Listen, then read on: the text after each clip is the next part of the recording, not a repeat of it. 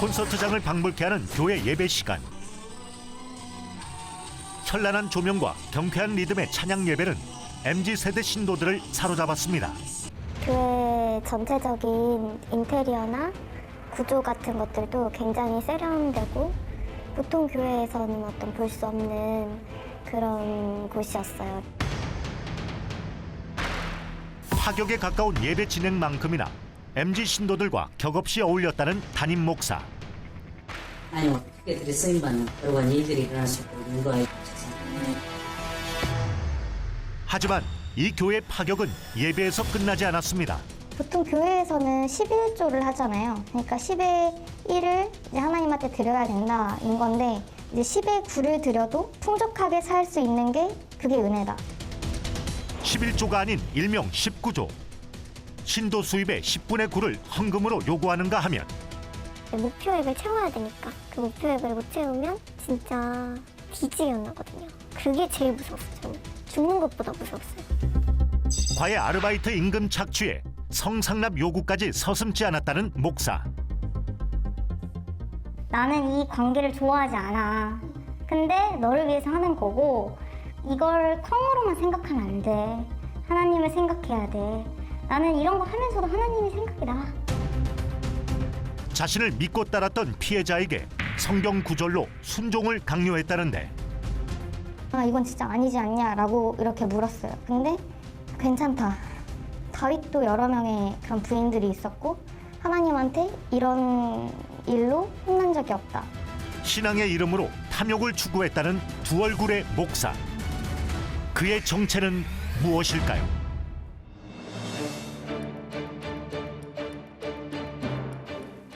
시청자 여러분 안녕하십니까? 탐사보도 추적자들, 저는 정동건입니다. 지난달 저희 제작진에 한 통의 제보 메일이 도착했습니다. 교회 담임 목사가 10년 가까이 여성 신도 여럿을 심리적으로 지배하며 범죄를 저질러왔다는 충격적인 내용이었습니다. 신도 몇몇에 국한된 문제가 아니라 종교적인 권위를 악용한 사회적 문제로 봐달라며 추적자들이 사건의 구조적 문제와 본질을 밝혀달라고도 했는데요. 저희가 취재해보니 찬양 예배와 설교로 청년 신도들 사이에서 제법 인기를 끌었던 목사였습니다. 일부 청년 신도는 부모보다 더 믿는 존재였다고도 했는데 어쩌다 신도를 상대로 한 범행 주체로 지목된 건지 추적자들이 담임 목사 시절 행적을 뒤쫓아봤습니다.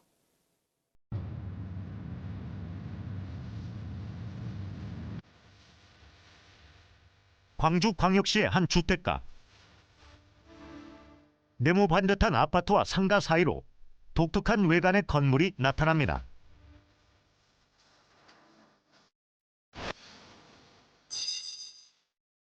교회 이름으로 사들인 건물인데 구조부터 반전입니다.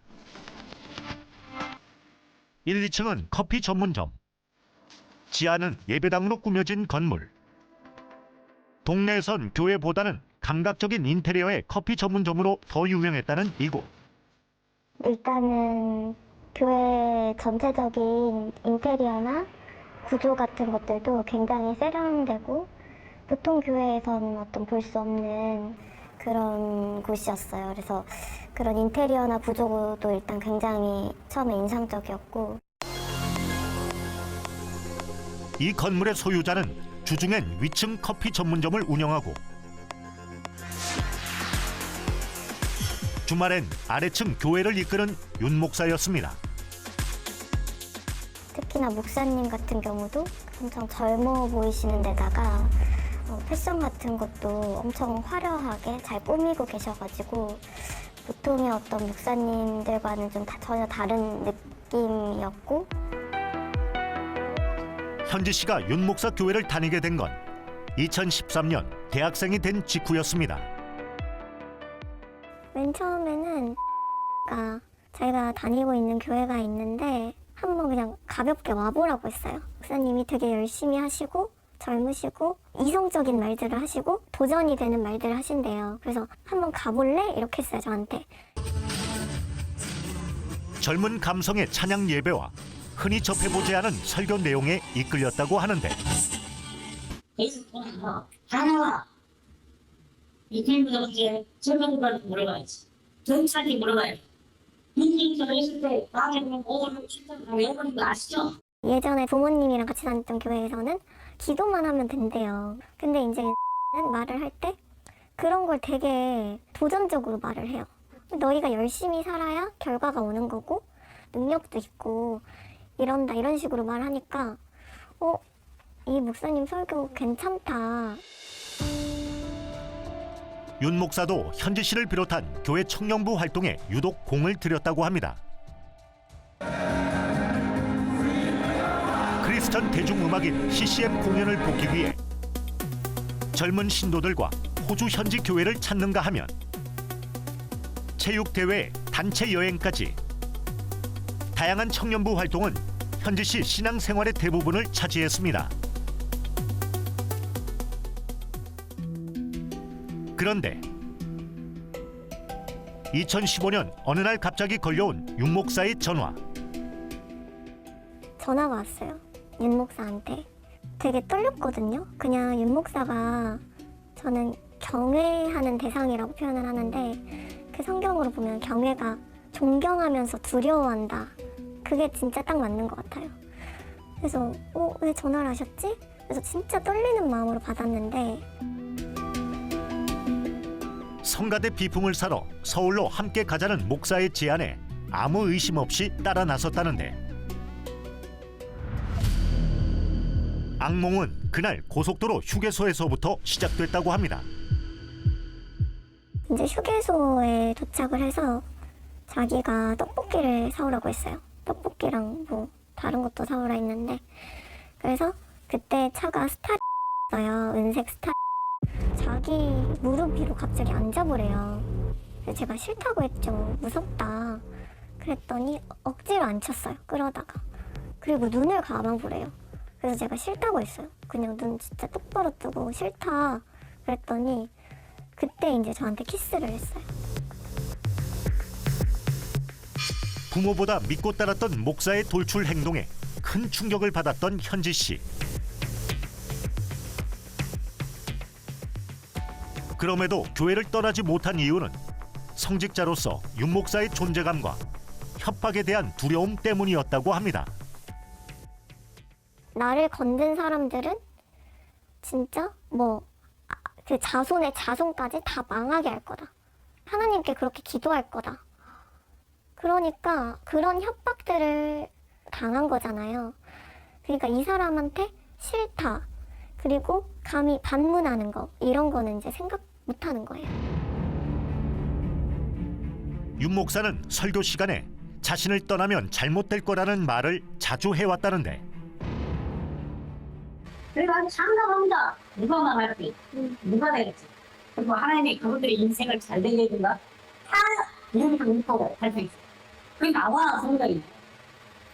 당신을 제일 잘하는 거야. 웃긴 취하고 있네. 얘기하는 거야. 마음대로 덤벼봐. 죽이는 건 누가 제일 잘해. 그날 이후 윤 목사는 현지 씨를 수시로 불러내 성관계를 요구했다고 합니다. 그래. 그럼 오늘 저녁에 갈까? 오늘 피곤할 것 같아. 누나 싫어하지? 난 완전히 얼굴 보면서 제가 진짜 너무 기분 좋아. 너무 좋더라. 너 엄청 부드럽더라. 자신의 범행을 하나님의 축복이라고 포장해 거절하지 못하도록 한 윤 목사의 그릇된 요구는 10년간 이어졌습니다. 현지 씨에게 윤 목사는 어느새 벗어날 수 없는 두려움의 대상이 됐습니다. 나 싫어요 이렇게 말씀을 못 하셨던 이유 좀 여쭤봐도 될까요? 싫어도 싫다고 표현하면 안 되죠. 왜냐하면 너무 두려운 존재잖아요. 내일 차에서 만나니까. 그럼 옆에서 소리 지르고 소리 질러요. 혼낼 때. 그러니까 저는 이러다가 나 맞겠다. 이렇게 생각한 적도 많고 밀폐된 공간이잖아요. 교회 밖에선 윤 목사가 폭언을 넘어 욕설도 서슴지 않았다는데 이게 뭐 한두 번 얘기야? 매주 들었던 얘기야, 매주. 뭐 좋게 얘기하면 된다고. 뭐가 고쳐지냐? 성질내도 안 돼. 이게 정확한 말이지. 화를 머리 끝까지 내도 안 돼. 이게 정확한 말이야. 이게 너야. 불쌍. 옳고 그런 거 모르고 개돼지다 이거.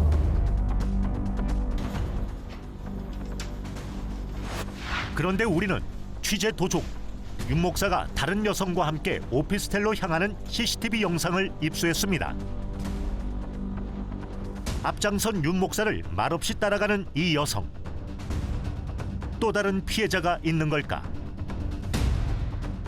영상 속 여성은 현지 씨와 함께 교회 예배팀에 소속돼 있던 수정 씨였습니다. 여기가 이제 제가 살고 있던 오피스텔인데 거기로 와서 이제 같이 근처에서 식사를 하고 다시 저희 집으로 올라가고 있는 상황이에요. 수정 씨 역시 교회 일로 함께 서울에 다녀오자는 윤 목사 요구에 응했다가 성범죄 표적이 됐다고 합니다. 근데 이제 그때 당시에는 목사님이 어떤 명령을 하거나 얘기를 하면 거부할 수 있는 교인이 단 한 명도 없었어요. 왜냐하면 교회 분위기 자체가 되게 목사님이 하신 말씀에 대해서 거의 대부분 순종적인 그런 분위기였었거든요. 현지 씨에게 그랬던 것처럼 윤 목사는 자신의 범행을 종교 행위로 포장했다는데 자신이랑 성관계를 하는 게 엄청 축복받은 일이고 그리고 자신의 성관계를 통해서 제 안이 깨끗해질 수 있다. 네, 깨끗해지는 거다. 그런 식으로 얘기를 했었어요, 많이. 현지 씨와 수정 씨 동갑내기 친구로 같은 교회 예배팀에 속해 있으면서도 윤 목사로부터 10년 가까이 동일한 피해를 당하고 있었다는 사실은 상상조차 못했습니다. 어떻게 이런 일이 가능했을까?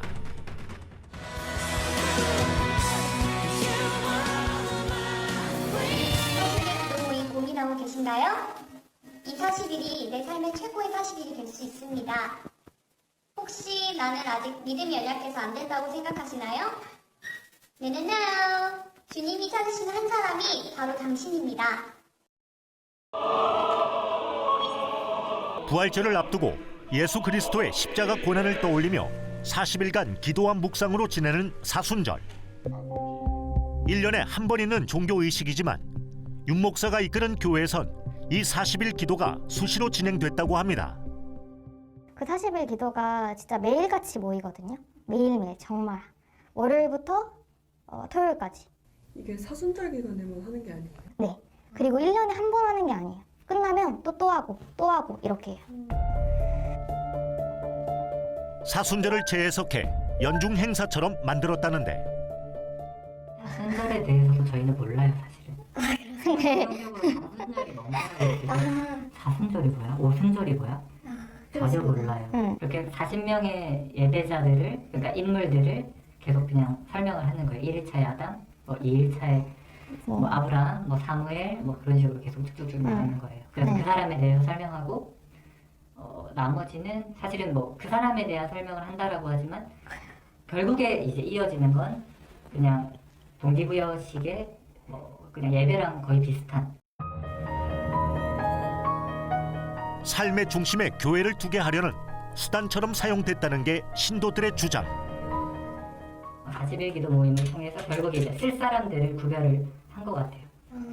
그리고 참여하지 않은 사람에 대해서 이제 말을 많이 했죠. 저희끼리 있을 때는 어른들 욕도, 그러니까 교회에 다니는 집사님들에 대한 욕을 많이 했어요. 그 하루 빠지면 그 빠진 애에 대해서 되게 안 좋게 이야기했던 것 같아요. 이보다 중요한 게 더 있냐 이런 식으로. 그러니까 이제 거기 있는 사람들은 아 진짜 빠지면 안 되겠다. 빠지면 이렇게 또 혼이 나겠구나. 진짜 더 안 빠지려고 매일매일 가서 들으려고 그렇게 했던 것 같아요. 윤 목사로부터 성폭력 피해를 입은 여성들도 교회를 다니면 다닐수록 지인들은 물론 가족과의 관계까지 소원해줬다고 입을 모았습니다. 관계 있는 사람들 부모님이 다 끊어졌지? 핸드폰으로 그렇게 됐지? 네. 번호저장도 없지? 네. 기존에 있었던 사람들 다 그렇게 정리해. 네 인생에 거짓 사람이 뭐 떠난 누군가가 됐든 너한테 연락은 뭐 오겠냐? 윤 목사 지시로 휴대전화 번호도 서너 차례 바꿨다는데 교회에 내는 헌금 액수로 신앙의 깊이를 따졌다는 증언도 나왔습니다. 그때 당시에는 제가 모아둔 돈이 거의 없었어요. 수중에 있는 돈이. 왜냐하면 광주에서 몇 년을 엄청 열심히 일했어도 모든 돈을 다 헌금을 했기 때문에 제 개인적인 돈은 없었던 상태였고, 그래서 이제 그 목사님께서 월세 집을 알아봐 준 곳에 거기에서 이제 보증금을 내줬고 거기서 이제 지내게 됐는데, 이제 주로 이제 사이비 교주들이 보통의 그 어떤 수법이 뭐 가족이나 또는 친척 또 친구 이런 사람들로부터 그 분리시키는 작업을 제일 먼저 하거든요. 어떤 그 좀 현실감이나 판단력을 흐리게 하기 위해서는 주변 사람들과의 단절을 통해서 해당 그 피해자에게만 어떤 그 사고를 주입하고 또는 어떤 그것을 강압적으로 생각하게 만들어서 결국은 이제 어떤 합리적이고 논리적인 판단을 하지 못하도록 40일 기도 모임으로 끈끈해진 교회 청년부를 상대로 과한 헌금을 요구했다는 윤 목사. 그 중심에 이른바 19조 헌금이 있었습니다. 땅의 곡식이나 나무의 열매 등 10분의 1은 여호와의 것이라는 성경 속 11조를 마음대로 받고 소득의 90%를 헌금으로 요구한 것. 보통 교회에서는 11조를 하잖아요. 그러니까 10의 1을 이제 하나님한테 드려야 된다인 건데, 이제 10의 9를 드려도 풍족하게 살 수 있는 게 그게 은혜다. 그러니까 10의 1만 가지고 너희들이 사는 게 그게 은혜인 거야. 그러니까 10의 9를 내고 그렇게 살 수 있는 인생을 우리 살아보자. 그러면서 이제 푸시를 하는 거죠. 매월 영업 실적 공개처럼 헌금 체크리스트까지 만들어 가장 많이 낸 신도에겐 상장까지 줬다는데, 헌금을 순위를 매겨요. 누가 제일 많이 하고 얼마다 누가 얼마를 했고, 그 다음에 등수를 매겨요. 1등부터. 그리고 그걸 보면서 또 그 1등을 한 친구가 약간 간증을 해요. 나는 이렇게 해서 이렇게 됐다. 그러면 다 그 방법을 배워라. 적게 한 친구들이 좀 죄책감을 느낄 수 있게끔 되어 있는 구조였고, 학생 신분이었던 청년 신도들은 과외, 카페, 세차장 아르바이트까지 해가며 경쟁적으로 헌금을 내야 했습니다. 우리는 윤 목사 지시로 작성된 헌금 체크리스트를 확보했습니다. 월 수입이 820만 원이라고 신고한 신도가 낸 헌금은 756만 5천 원. 수입의 92%에 달했는데 윤 목사가 요구한 19조에 맞춰낸 겁니다. 월 700만 원을 벌었다는 또 다른 신도는 10만 원만 제외하고 모든 금액을 헌금으로 냈습니다. 서로가 서로의 순위를 보면서 제일 아래에 있는 사람들은 나는 망했구나. 나는 패배자구나. 이러면서 좌절감을 느끼게 하고, 서로 1, 2등 이렇게 서로 다투면 1등부터 한 4등 정도까지는 서로 이제 막 경쟁을 하잖아요. 1, 2등이 좀 넘사였는데 걔네들끼리는 서로 시기하고 서로 이기려고 막 그렇게 하는 거예요. 이기려고. 그래서 막 저희 과외할 때에는 같은 파이잖아요, 사실. 광주니까. 그러니까 만약 상담이 들어오면 그걸로도 이제 서로 싸우는 거예요. 이 학생을 확보하려고. 그런 것도 있었어요. 착취에 가까운 헌금 강요. 윤 목사는 이렇게 거둬들인 돈을 어디에 쓴 걸까? 5천만 원짜리 가방에 99만 원짜리 모자, 94만 원짜리 목도리까지. 명품을 휘감고 환하게 웃는 이 사람, 윤 목사입니다.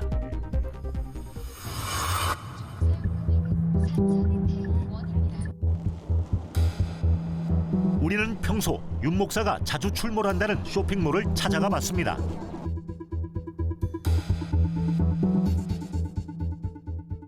뭐 좀 여쭤보려고 왔는데요.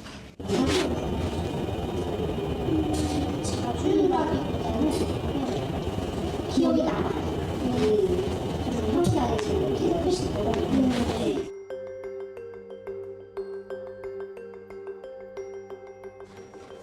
저희 매장에 방문해 주셨던 분들 많은데 이건 개인정보 보호법 때문에 저희 쪽에서 뭔가를 말씀드리거나 뭐 도움을 드릴 수는 없어요. 이건 저희 쪽에서 따로 도와드릴 수는 없어요. 신도들에겐 하나님 앞에 쓰임받는 자로서 좋은 옷을 입고 예배드리고 싶다며 명품 의류 구매를 합리화했고, 값비싼 대형 세단을 구입하기 위해 수입차 브랜드로 헌금 항목까지 만들었습니다. 11조 건축헌금, 감사헌금. 일단 그건 기본적으로 교회에 있는 헌금 항목인데, 벤이랑 일단 모두 다 목사가 이용했던 차고요. 그 사모 카드로 일단 사요, 자기가. 그리고 저희의 계몽을 위한다는 항목으로 사거든요. 외제차 구매 헌금에 본인 가족이 이사할 때마다 거둔 아파트 헌금까지.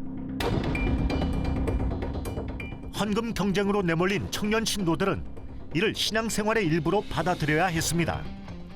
그 예배팀 회의 때 나중에 잘 되면 자기 무슨 차 사줄 거냐고, 외제차 뭐 사줄 거냐고 한 명씩 돌아가면서 얘기를 하라고 해요. 그게 이제 장난식이 아니라 정말 진짜예요. 저는 그때 말을 해가지고 그때 당시에 제 배경화면으로도 해놨었고요.